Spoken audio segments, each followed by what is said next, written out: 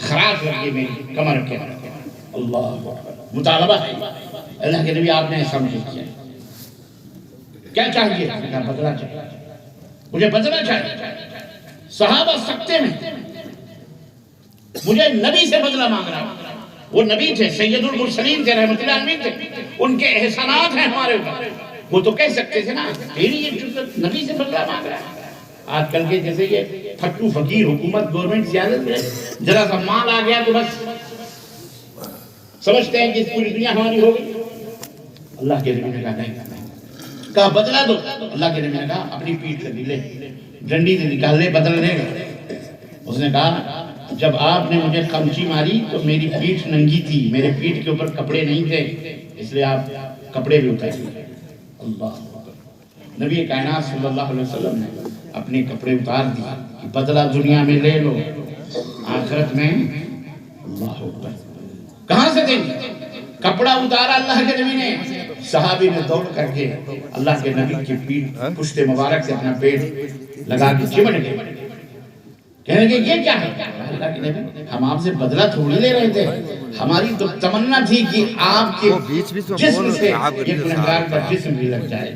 اللہ یہ محبت عزیزان محترم، عرض کرنے کا مطلب یہ ہے یہ واقعہ ہے واقعہ، لیکن اس میں جو نقطے کی بات سمجھنے کی ہے وہ ہے مطالبہ۔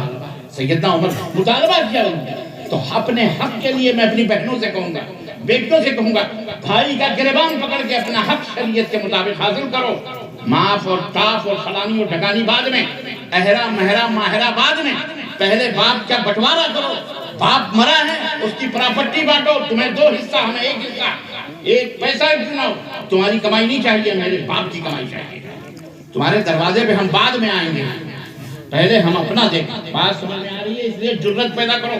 حضرت عمر فاروق اعظم منبر پہ خطبہ دے رہے ہیں، جناب علی خطبہ دے رہے ہیں، عمر فاروق اعظم، ایک شخص کھڑا ہوا، اس نے کہا عمر اللہ حضرت عمر نے کہا اسمعوا واتیعوا، اے لوگوں میری باتیں سنو اور فرما برداری کرو۔ ایک صحابی ایک شخص کھڑا ہوا، اس نے کہا لا نسمع ولا نطیع، نہ ہم سنیں گے نہ ہم آپ کی اطاعت کریں گے، سیدھا کہا کیوں؟ کیوں؟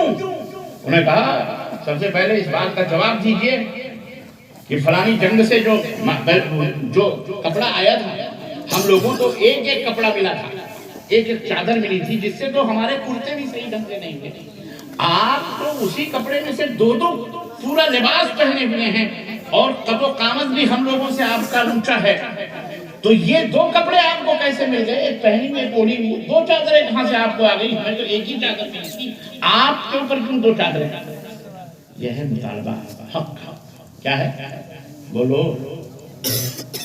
یہ ذہن، یہ سوچ، اسلام کسی کی مجبوری سے، کسی کے پڑھائی سے، کسی کی یہ نہیں سکھاتا ہے، مطالبہ ہے، آپ حق مانگیں، آپ کا حق ہے، یہ اسلام نے سکھایا ہم کو۔ حضرت عمر فاروق اعظم نے فرمایا لوگوں سوال برحق کہا ہے اس نوجوان نے اور اس کا جواب میں نہیں میرا بیٹا عبداللہ دے گا۔ حضرت عبداللہ ابن عمر کھڑے ہوئے کہنے لگے تم صحیح کہہ رہے ہو، چادر تو ابا کو بھی ایک ملی تھی، لیکن دیکھو میں نے اپنی چادر اپنے ابا کو دے دی کیونکہ تاکہ یہ پورا جوڑا میرے باپ کا تیار ہو جائے، میں نے اپنا حق لیا۔ یہ ہوتا ہے مطالبہ۔ تو میری ماں و بہنوں سے بھی یہ مطالبہ حق ہے، یہ میں انہیں درخواست کروں گا کہ تم باپ کے حقوق میں بیٹیاں خاموش نہ رہیں۔ کیا تم چاہتی ہو کہ تمہارا باپ جہنم میں جائے؟ کیا تم چاہتی ہو کہ تمہارے باپ بھائی جہنم میں جائیں؟ کیا تم چاہتی ہو کہ یہ مال اور دولت کا حصہ نیکیوں کی شکل میں قیامت کے دن تمہارے بھائی یا تمہارے باپ سے تمہیں دے کر کے اور ان کو جہنم میں ڈالا جائے؟ ہرگز نہیں، کوئی بہن یہ نہ چاہے گی۔ اس لیے میری بہنوں سے گزار، اپنے بھائیوں سے اور میرے بھائیوں سے درخواست ہے کہ اللہ سے توبہ کرو اور ابھی بھی وقت ہے، زندہ ہو، اپنے باپ کے جائیداد میں اپنی بیٹی ان کے اپنی بہنوں کا حق لگاؤ۔ اگر وہ مر گئے اور باپ ہے تو اس کو چاہیے کہ وصیت کرے کہ میرے مال میں، میری دولت میں، پوری پراپرٹی میں میری بیٹیوں کا بھی حق ہے اور شریعت کے مطابق میرے باپ کا، میری اولاد کا بھی حق ہے۔ بولو انشاءاللہ آج کے بعد سے یہ حرام کاری نہیں چلے گی ہمارے معاشرے میں، ہمارے سماج میں۔ سنو، ظلم وہی ہوتا ہے، فساد وہی برپا ہوتا ہے جہاں عدل نہیں ہوتا، جہاں حق اور حقوق تلف کیے جاتے ہیں، حق مارا جاتا ہے، وہاں ظلم ہوتا ہے، وہاں پہ فساد اور برائیاں پیدا ہوتی ہیں۔ اس لیے بندوں کے حقوق کو ادا کرو، کوئی بھی بندہ۔ اچھا ایک بات اور بھی بتاؤں میں، ہم یہ سوچے صاحب یہ فلانے کی بیٹی چاہے مسلم ہے یا غیر مسلم، وہ فلانے، یہاں ہندو مسلم سکھ عیسائی کسی کی بات نہیں. ہمارے گھر کے بازو میں اگر یہودی بھی رہتا ہے تو نبی کائنات نے حق بتایا ہے کہ اس کا حق یہ ہے کہ اگر تمہارے گھر کے اندر کھر بھی پکے تو اس کا کھر بھی بکری کا وہ اپنے یہودی بھائی کو دو. جبکہ یہودی ان اشد الناس عداوۃ للذین آمنوا الیہود والذین اشرکوا، اللہ نے قرآن فرمایا یہودی تمہارے بدترین دشمن ہے، اس کے باوجود بھی رحمت اللہ نے فرمایا اگر وہ تمہارا پڑوسی ہے تو اسے بھی تو اب ہمارے پڑوس میں اب یہاں یہودی تو نہیں خیر مسلم، اب یہ نہیں کہ تمہارے گھر گوشت بنے تو بیچارہ ویج والا ہے، اب نان ویج اس کو بھیجو تو کل کو وہ لے کے پولیس میں پہنچائے بھیا یہ ہمارے پاس گو ماتا لایا ہوا ہے، اس لیے ذرا پرہیز کرو اسی سے. سمجھے کہ نہیں سمجھے؟ یہ نہیں کہ ربانی صاحب بول کے گئے بھی کھر بھی دے دو تو بڑا والا کھر پہنچا پتہ چلا کہ غلط لے کے میں پتہ نکلا.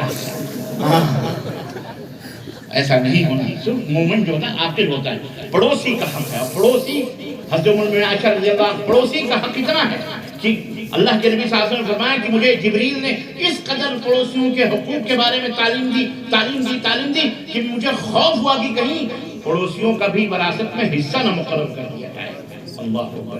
اس لیے اپنے پڑوسیوں کا بھی خیال رکھو، چاہے وہ مسلم ہو چاہے وہ غیر مسلم.